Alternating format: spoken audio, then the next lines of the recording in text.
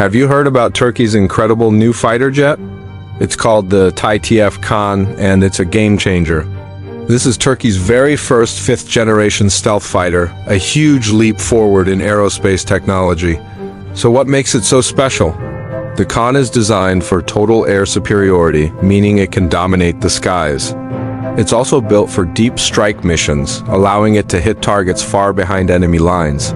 It's packed with an advanced radar and a sophisticated sensor fusion system, giving its pilot unparalleled awareness of the battlefield. Plus, its stealth design gives it a very low radar signature, especially with its internal weapons bays keeping missiles hidden.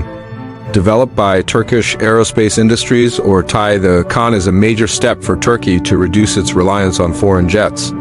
It's a symbol of national pride and technological achievement. Thanks for watching, and don't forget to like and subscribe for more.